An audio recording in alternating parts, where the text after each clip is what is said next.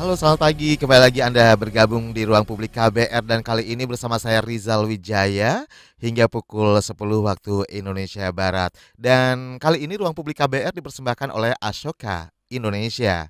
Dan kita bakal ngobrolin sesuatu yang sangat menarik nih, karena juga pasti ditunggu-tunggu banget ya oleh Anda, terutama yang memang saat ini lagi demen banget dengerin podcast. Nah, kali ini kita bakalan ngobrolin soal dorong perubahan sosial berkelanjutan melalui podcast. Nah, untuk podcast kali ini akan mengangkat tema-tema yang berkaitan dengan keluarga. Jadi kalau kita ngomongin keluarga gitu ya, keluarga adalah sebuah unit sosial terkecil di dalam masyarakat. Semua orang juga tahu keluarga memiliki peranan yang amat besar untuk membina kekuatan individu, menciptakan budaya bersama, menginkubasi generasi masa kini dan juga masa mendatang. Nah, kalau kita melihat data terbaru dari BKKBN, jumlah keluarga di Indonesia ini bertambah lebih dari 2 juta keluarga dari 68 jutaan menjadi 70 jutaan sampai November 2022 lalu. Dan jumlah keluarga di Indonesia yang terbilang banyak ini menjadi peluang bagi gerakan pembaharu atau Gaharu Keluarga yang merupakan inisiasi dari Ashoka Indonesia untuk melakukan program guna membangun Indonesia yang lebih tangguh, kemudian adil, berkelanjutan, dan mampu mengatasi tantangan masa depan. Lalu apa sih yang dimaksud dengan gerakan keluarga pembaharu serta tujuannya dan bagaimana gerakan ini dikemas dalam bentuk podcast? Pasti penasaran kan? Dan sekarang saya akan obrolin soal ini bersama dua narasumber yang terhubung secara virtual melalui aplikasi Zoom karena di tengah-tengah kesibukannya ya saya sebenarnya berharap banget bisa hadir di studio. Tapi sampai saat ini belum bisa hadir ya karena banyaknya agenda di kedua narasumber ini. Baik, yang pertama saya akan menyapa Ibu Nani Zulminarni selaku Direktur Regional Ashoka Asia Tenggara. Selamat pagi Ibu Nani. Selamat pagi Bang Rizal, senang sekali. Terima kasih loh. Maaf loh belum belum ke sana lagi nih, belum ke KBR. Maaf Soalnya juga tadi kita masih sudah mengganggu kesibukannya Ibu Nani ya. Sehat enggak terus Bu dong, Nani enggak ya. mengganggu. Alhamdulillah sehat-sehat. Oke, dan berikutnya saya juga bersama Ibu Hening Parlan selaku Wakil Ketua LLHPB Aisyah. Selamat pagi Ibu Hening. Selamat pagi, Mas. Sehat Ibu Hening? Alhamdulillah sehat. Ya, Alhamdulillah. tadi saya mau ke sana sendiri, Mas. Oh Cuma saya lihat gitu. katanya Mbak Nani nggak jadi ya sudah. Kita selalu tunggu kehadirannya di studio kami ya. Insya Allah. Baik. Nah, ini pagi ini kita ngomongin soal keluarga. Sepakat dong semua orang gitu ya, masyarakat pasti setuju kalau ngomongin keluarga ini pasti relate banget ya. Semua orang bisa merasakan. Nah, sekarang mungkin yang pertama ke Ibu Nani terlebih dahulu. Bu Nani, apa sih arti pentingnya keluarga dalam kehidupan seseorang sebenarnya nih? Mungkin bisa dijelaskan terlebih dahulu sebelum kita ngobrol lebih jauh ya. Ya, pastinya ya. Pertama, semua manusia itu pasti dia berada di dalam satu keluarga, seperti apapun keluarga itu. Jadi keluarga itu adalah tempat pertama, tempat belajar pertama, sumber kehidupan pertama, fondasi di mana fondasi-fondasi nilai itu dibangun. Karena itu keluarga adalah tempat kita eh, pulang, tempat kita berada, tempat kita bertumbuh kembang gitu. Jadi dia tadi seperti disampaikan di awal juga kan bahwa dia bagian dari unit yang paling jadi dia apa ya nukleus dari sebuah bangsa gitu. Itu adalah keluarga. Oke.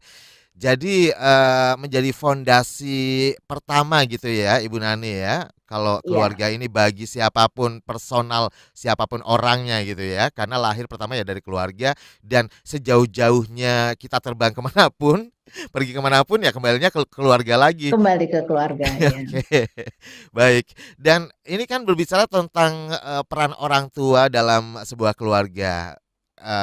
Apa namanya pasti berpengaruh sekali ya terhadap tumbuh kembang si anak ya kan. Nah sebenarnya bagaimana sih peran orang tua dalam membentuk perilaku anak itu sendiri Ibu? Peran orang tua sangat kritikal ya. Jadi makanya kalau ada yang ini kan di itu hadis atau apa ya yang mengatakan bahwa ibu adalah madrasah pertama bagi anaknya. Jadi Hmm, tempat sistem nilai dibentuk itu oleh orang tua. Karena kan sebelum misalnya seorang anak tumbuh kembang, berinteraksi di masyarakat dan temannya itu dia yang pertama sekali menuliskan apapun kepada dia adalah orang tuanya gitu. Karena itu orang tua menjadi sangat penting untuk menentukan hitam atau putih anak ini akan tumbuh kembang gitu, baik secara literally ya, artinya secara misalnya langsung melalui pendidikan, pengajaran, informasi dan sebagainya, tapi juga melalui asupan-asupan yang diberikan ya, yang imaterial, mulai dari kasih sayang, perhatian, makanan-makanan yang baik, yang halal dan sebagainya itu sangat berpengaruh. Jadi orang tua ini yang semua manusia itu pathway hidupnya, jalan hidupnya itu ditentukan bagaimana orang tua membangun fondasinya pada nol, bahkan sebelum dia lahir ke muka bumi ini gitu. Jadi karena memang sebelum lahir pun juga sudah berkomunikasi gitu ya Bu ya, Iya, dengan sang betul. ibunda. Ibu dan bapak pastinya ya, Oke. dua-duanya itu dalam proses ketika masih di dalam kandungan pun, mulai dari makanan, asupannya, sampai perasaan, spiritualitasnya, itu semuanya kan terbentuk di dalam rahim ibunya dengan interaksi-interaksi kedua orang tuanya gitu. Kalau ibunya misalnya gelisah, tidak bahagia selama mengandung, itu akan berpengaruh kan pada anak, bagaimana anak itu karakternya, Hmm. pertumbuhannya dan sebagainya. Oke, baik, setuju banget sih kalau ibu menjadi madrasah bagi anak-anaknya gitu ya Bu ya. Karena kan waktunya juga paling banyak kan, ketika apalagi ketika masih kecil gitu. Di sekolah paling berapa jam sih? Nah, di rumah yang paling lama gitu ya Bu ya. Jadi ibu Iya. menjadi, membawa pengaruh yang sangat besar sekali. Nah, ini kan sepanjang perjalanan seorang anak hingga menjadi dewasa gitu ya, di tengah-tengah pasti kan ada terjadi misalnya kayak permasalahan kayak konflik gitu antara orang tua dengan anak lah, mungkin terjadi perbedaan pendapat dan sebagainya antara saudara, sama-sama ini ya anak gitu ya, sesama anak. Nah ini seperti apa nih mengatasi konflik dalam keluarga? Bagaimana caranya Ibu? Ya, ya konflik tuh udah pasti dinamika di dalam keluarga ya. Betul. Apalagi misalnya anak dan orang tua itu juga potensi konfliknya sangat tinggi karena berbeda generasi itu.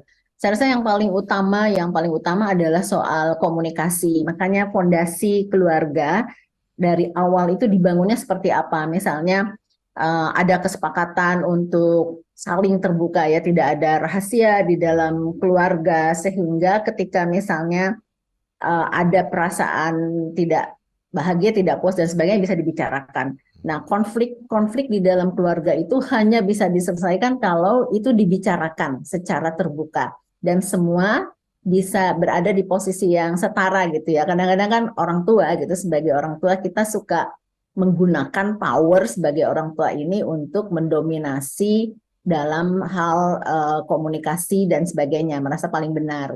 Nah, penting ketika misalnya berkonflik di dalam keluarga, baik itu antara orang tua dan anak atau sesama anak, adalah membicarakannya secara terbuka gitu. Nggak ada cara lain, membicarakannya secara terbuka, kemudian juga membangun tradisi untuk selalu saling memaafkan. Saya rasa itu sangat penting dan ini harus dibangun dari kecil, dari Oke. masih awal sekali keluarga itu dibentuk. Jadi komunikasi yang utama ya Ibu ya. Baik. Ya, betul. Nah, ini kan Ashoka Indonesia, salah satu yang concern ya, lembaga yang concern terhadap keluarga, isu keluarga gitu ya, Bu ya. Nah, kenapa sih apa yang melatar belakangi kenapa concern dengan isu ini, Bu? Ini menarik sih Ya, sebenarnya. ya, jadi Ashoka ini kan sebuah lembaga global ya, Hmm, yang waktu berdirinya tahun 80-an itu tujuan utamanya adalah mendukung para social entrepreneurs, orang-orang yang punya keprihatinan sosial lalu melakukan sesuatu untuk mengatasi masalah tantangan kehidupan. hmm, Nah, selama lebih dari 40 tahun ini Ashoka memilih yang disebut dengan fellow-nya para social entrepreneurs ini untuk didukung mengembangkan gagasannya. Dan Ashoka belajar dari para fellow-nya di seluruh dunia, ada lebih dari 4.000 fellow-fellow Ashoka yang bergerak di berbagai bidang, bahwa para fellow-nya ini berkembang menjadi social entrepreneur, yaitu orang-orang yang punya empati yang kuat, orang yang problem solver, itu adalah sejak kecil. Jadi orang itu bisa tumbuh seperti itu karena masa kecilnya mereka sudah dikondisikan, dilatih untuk berlatih gitu ya untuk menjadi change maker. Karena itu kemudian melihat fenomena sekarang itu tantangan yang semakin kompleks, yang semakin berat, Asoka kemudian mengembangkan misi bagaimana jika setiap orang itu punya mindset change maker, social entrepreneurs gitu, sehingga ketika ada masalah bukan ikut nambahin masalah tapi mencari solusinya. Nah, belajar dari pengalaman fellow itulah kemudian Ashoka melihat bagaimana sih kita membangun karakter. Kalau di Indonesia ada revolusi mental misalnya, tapi bagaimana kita membangun karakter anak-anak itu sejak dini gitu, sejak dia masih kecil. Karena itu di mana sih ekosistem yang paling utama itu keluarga. Makanya kemudian Ashoka melihat jika kita ingin menghasilkan sebanyak mungkin change maker, maka mulailah dari keluarga sebagai sebuah ekosistem utama bagi anak-anak, setiap anak untuk tumbuh kembang secara maksimal, potensi kemanusiaannya menjadi change maker, menjadi social entrepreneurs, menjadi problem solver, menjadi leaders di dalam masyarakat gitu. Oke, baik. Dan Ashoka ini juga mempunyai program, banyak programnya tentunya. Salah satunya yang menarik adalah Gerakan Keluarga Pembaharu. Nah, mungkin bisa dijelaskan nih soal Gaharu ini. Lalu kemudian kan banyak cara juga upaya yang dilakukan untuk edukasi, sosialisasi soal gerakan ini, dan akhirnya terciptalah inovasi, salah satunya bermetamorfosa melalui digital, yaitu podcast gitu ya. Nanti saya juga minta pendapatnya Bu Hening juga soal podcast ini. Tapi sebelumnya mungkin bisa dijelaskan terlebih dahulu oleh Bu Nani nih terkait dengan Gerakan Keluarga Pembaharu dan tujuannya apa sih sebenarnya? Nah, iya, jadi dari yang tadi terakhir saya sampaikan bahwa Ashoka ingin mengemban misi untuk bagaimana membangun gerakan everyone change maker, setiap orang adalah pembaharu. Kita kemudian melihat keluarga sebagai bagian yang sangat penting. Lalu Ashoka, kami berbicara dengan para fellow dan juga fellow Ashoka yang selama ini sudah bergerak di isu keluarga, isu perempuan, kemudian dengan organisasi strategis seperti Aisyah. Di sini ada Mbak Hening yang nanti akan bisa bercerita juga.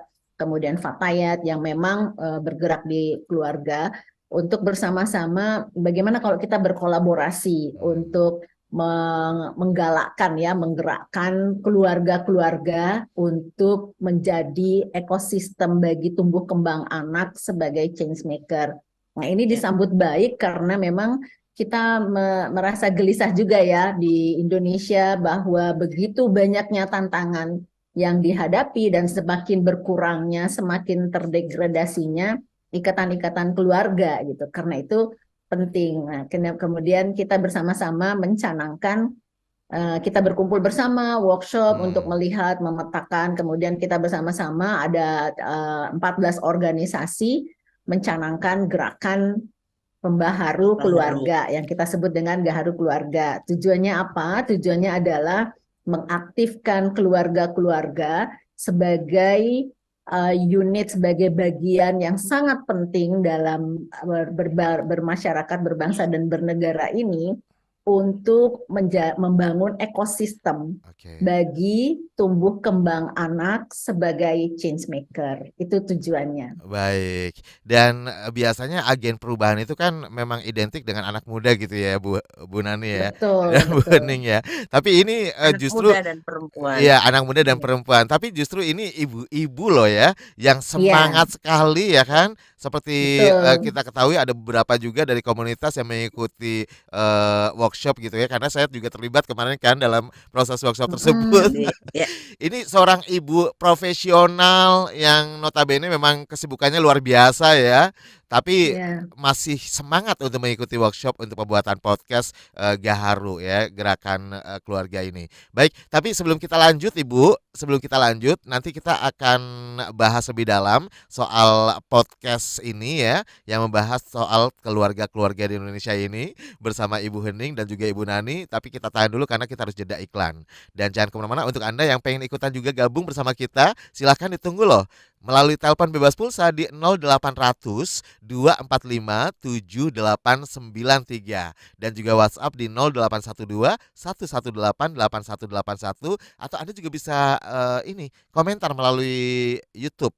Silakan Anda bisa langsung kunjungi aja live chat YouTube Berita KBR atau mention ke Instagram @kbr.id.